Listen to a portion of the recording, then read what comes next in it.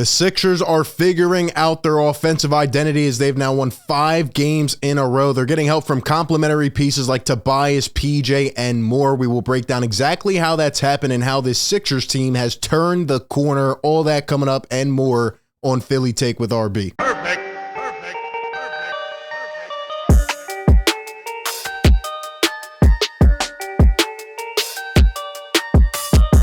What is going on, everyone? Welcome on into the show. Hit the like button if you enjoy this content. Subscribe for more and be sure to hit the bell so you don't miss any of the upcoming videos or live streams. Today we are back after an overtime thriller. The Sixers get it done 104-101 at home against the Raptors. And hey, I asked it on the last video. I have to do it again. The Sixers are now 5-0 on this home stretch. Will they finish it off this week and go 7-0 at home and win 7 straight? They have the Pistons tomorrow and then the Clippers on Friday. Can they do it? I think it is attainable. And, you know, the Sixers going up last night against a struggling Raptors team, but that was a game that builds character. You know, tight, gritty, gets pushed to overtime, a lot of controversy going on, a lot of things going on in that game, a lot of little battles, and the Sixers find a way to pull it out. They are learning how to win, and they are learning how to fit and play together. We will break all that down and more here on today's show. But man, drop a comment down below. Will they go 7-0 on this home stretch? I know the Raptors were struggling. I know they've been a bad team, but you know what? That is a type of win that can really help turn a season. And this is the type of stretch that can really help turn the corner. So I am excited about how this Sixers team is playing right now. But we must start with the man of the hour. We could talk about Joel Embiid. We can talk about James Harden, how James, you know, kept us in it for 3 quarters, how Joel became a monster as usual in the 4th quarter. But you know what? It is time for us as a fan base to give the collective respect that is deserved, and that is to Tobias Harris. You know me, if you've been watching the show, I try my best to stick with Tobias, man. I understand the situation he's in, but man, it is time to give him some credit. What a performance last night. Really the man of the hour.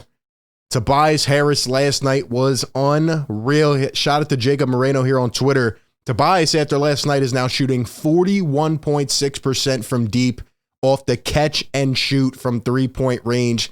That is unreal, man. 41.6% from deep on catch and shoot 3-pointers.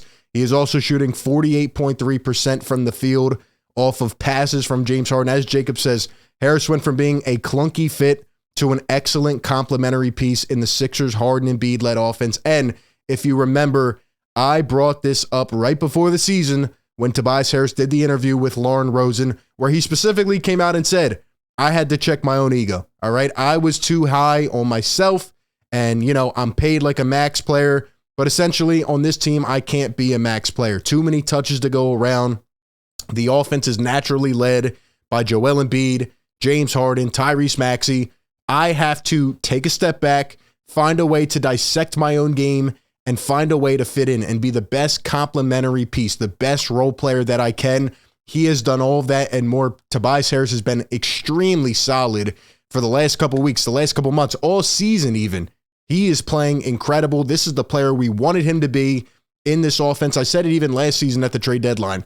You're going to have other stars. Tobias needs to take a backseat role, and he has been exuding everything it takes to play in that role. He has been fantastic. Here's Tobias's stats on the season. 49% from the field, 42% from deep. He's averaging 17.1 a game, and he's averaging 6.3 rebounds a game, 2.9 assists, and 1.3 steals. Most importantly, he's been effective. He's been efficient. He doesn't hold on to the ball. He doesn't take too much time off the shot clock. He just does his thing, and he's very, very confident. He's very, very confident. Look at this play here that Jacob posts on this tweet. Look at how Tobias doesn't hesitate, man. Look at how he doesn't hesitate. Joel's going to find Melton. Look at this ball movement. James swings at Toby. Boom. He doesn't think anymore. It's not like, oh, let me do a little pump fake shoulder shrug and try to take it in and shoot an off-balance, awkward floater. No, Tobias is confident in his game because he's worked on it and because he knows he needs to be a shooter. Like he said last night, tell a friend to tell a friend I'm a sharp shooter. He is here. He is now. He has been the guy that we have needed. 21 points, 4 rebounds, 5 for 7 from deep last night. here are the two plays, just two more of them, and they were big shots. Obviously, the one got overturned in overtime, and we were going nuts on the stream. Like I said, check it out. But look at these shots by Tobias Harris, man. Look at the way he's playing James to Joel. And we'll get back to this play later because I want to break it down more. But Joel tips it over to Toby. Once again, not thinking. Boom. He has worked on his game. He doesn't need to be a ball handler. He needs to be a spot-up shooter. He needs to be really good at it. And he's showing what he showed a couple years ago when he was potentially going to the All-Star game. Yeah, he's shooting 40+% from deep. He is fitting around James Harden, Joel Embiid. We know this is how the offense works. Your stars need to be the guys, and you need good complementary pieces that fit their mold. And Tobias is doing exactly that. People didn't think he could be that guy, and the praise needs to be loud for Tobias Harris. Now, quickly, before we continue, this article or this storyline just came out actually right before I started to do this. They're now putting out this question, Tobias for Zach LaVine. Just quickly, I'm going to give you my thoughts. No, I would not do it. There have been rumors coming out today that Zach LaVine doesn't see eye to eye with the Chicago Bulls anymore. They have been awful. They're getting ready to blow it up. Would I trade Tobias for Zach LaVine? No, I would not right now. Tobias is the better player right now. He has been the better fit. Zach LaVine has had some, not attitude problems, but really just some commotion with the Chicago Bulls, and especially with Maxey coming back soon.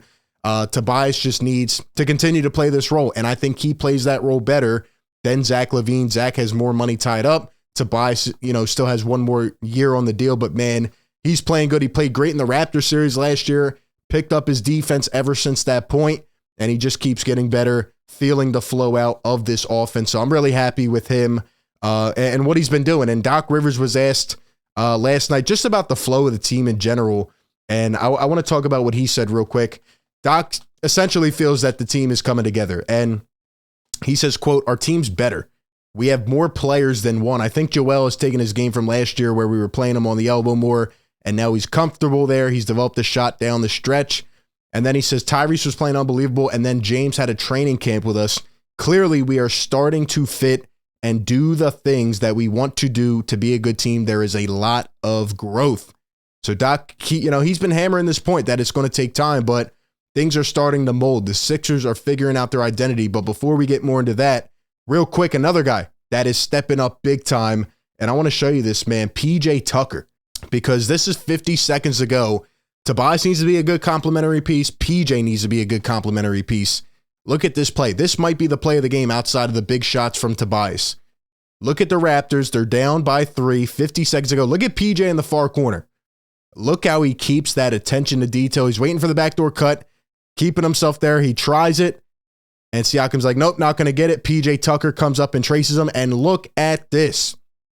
Praise needs to be high for PJ, too. Not only is he starting to hit some shots, Doc wanted him to start taking more shots, be aggressive. He has been doing that. He's been hitting shots, but look at this defense. Keep in mind, Siakam has been cooking him all night. PJ Tucker playing in severe foul trouble, but it doesn't matter. Game is on the line. He throws all of that out the window, and this is the experience. This is what I am expecting to see in big playoff situations, in crucial playoff possessions. I said it would take time. It would come around. Well, guess what? It's starting to come around. Look at PJ Tucker here. Siakam was their only option. He was the only hope. And PJ Tucker throws everything else out that happened last night, and he roughs him up. And he forces him into a bad shot with the shot clock expiring. Stayed on him that whole possession. And that was that. And he ends up tracking down the rebound as well. Again, look at how PJ stays on him this entire possession.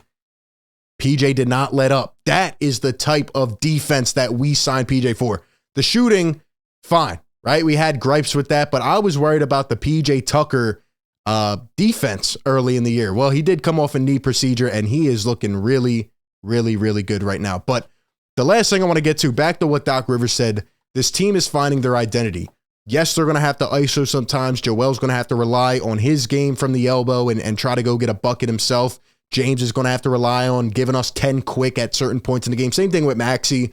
But this team is optimized when they play together. And I was, outright upset when Doc Rivers a couple weeks ago said that he doesn't really put much practice into what the starters do when they're out there, right? He said he puts more detail in when Shake and DeAnthony and guys like that are starting and running the offense when others are injured, and I didn't like that. Well, guess what? The Sixers are starting to implement more into their offense, and it's exactly what we need. It's how they need to play. We are in overtime, all right? Now look at James and Joel.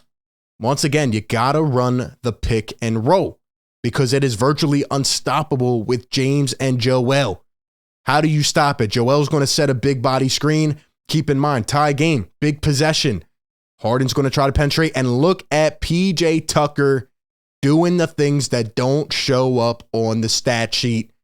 Little quick second, and you see Chris Boucher right there who was guarding Tobias. He is thinking about Joel rolling, and he gets confused. And he has to worry about that. He has to pay attention to that, and the Sixers kick it over for a quick three, and that gives us the lead. Those are the type of little actions, creativity in this offense that can take us from good to great to elite. The Sixers are implementing more in their offense. We didn't do those things earlier in the year. It can't just be Joel Embiid. It can't just be James Harden. Yes, those two have to lead. But again, when you have other pieces playing like this, PJ Tucker, Tobias Harris, right? These guys are stepping up. The bench is playing well. DeAnthony Melton is going to be a great contributor going back to the bench when Maxey comes back. I mean, look, you can play like this, and you can have Maxey as that secondary ball handler next to James Harden, who can also take some of the possessions. If you're running this dominant pick and roll game, I just don't see how anybody can stop it. We have to keep it up, man. Those are just all my thoughts. Give me yours down below in the comments section. Appreciate everybody for tuning in. Be sure to like, comment, subscribe, and like always, I will catch you on the next one. Peace.